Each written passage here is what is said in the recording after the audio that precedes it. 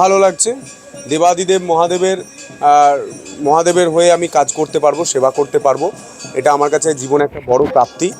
আপনারা জানেন, বিশেষ করে সুভাষ তুমি জানো যে দীর্ঘদিন ধরে দেবাদিদেব মহাদেবের কাছে আসা, তুমিও যখন আমার সঙ্গে কাজ করেছো, তো আমি আশ্চর্য হয়ে গিয়েছিলাম তারকেশ্বরে এসে 2019-এ যে একটা করিডোর নেই। কাশী বিশ্বনাথ আমি গিয়েছিলাম 2019-20 পর, তখন দেখেছিলাম ভালো পরিবেশ। তো এখানে যে পরিবেশটা রয়েছে সেই স্থিতিটা পাল্টাতে হবে। এখানে একটা ভালো সরকারি হাসপাতাল নেই, এখানে চিকিৎসা করাতে হয় আরামবাগ, নয় কলকাতা যেতে হয়, আর আরামবাগে গেলে রেফার। কি অভিজিৎ দা, রেফার তো? হ্যাঁ, জিজ্ঞাসা করে নিন মানুষকে। মানুষ অতিষ্ঠ হয়ে পড়েছে, সেই মানুষের সেবা করতে, মহাদেবের সেবা করতে আমি এসেছি। আপনারা সবাই সহযোগিতা করুন। আমার বড়দের আপনার চ্যানেলের মধ্য দিয়ে তারকেশ্বরের মানুষ এবং বাংলার যারা বড়রা রয়েছেন তাদের আশীর্বাদ করার জন্য অসংখ্য ধন্যবাদ, এবং যারা ছোটরা রয়েছেন তাদের খুব ভালোবাসা। এবং শুধু আমার নাম এটা নয়, এখানে প্রার্থী হচ্ছে এটা পদ্মফুল, সন্তুপান এখানে কোনো ম্যাটার নয়।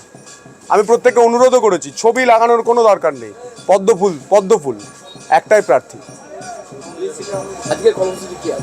আজকে কি কর্মসূচি? সবার সঙ্গে বসবো, মিষ্টি খাবো, আপনিও থাকুন, লিকার চা আর মিষ্টি। আমরা তো বড়লোক পার্টি নই, বালির টাকা আমাদের কাছে নেই, আর দরকারও নেই। আমরা মিষ্টি খাবো, লিকার চা খাবো। এমনি আপনি তো প্রথম থেকে ছোট থেকেই একদম দেবাদিদেব মহাদেবের ভক্ত বলা যেতে পারে, মন্দির দর্শন। তার প্রমাণ তো সব থেকে আপনি। আমি যখন এখানে একটা লোকাল চ্যানেলে কাজ করতাম, আপনি আমার সহকর্মী ছিলেন, আপনি তো দেখেছেন। দেবাদিদেব মহাদেব বললে আমি তার বিরুদ্ধে খারাপ কথা বললেও আমি যেভাবে গর্জে উঠি, আর মহাদেবের জন্য আমার যা কাজ করার আমি সেটা নিজেকে উৎসর্গ করে করি। প্রথম কাজ কি হবে?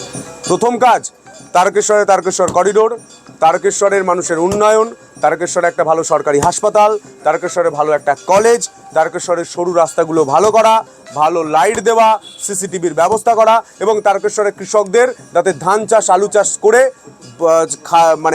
লস্কান না হয়, যাতে লাভের মুখ দেখতে পারে, সেটার ব্যবস্থা করা। জয় শ্রীরাম।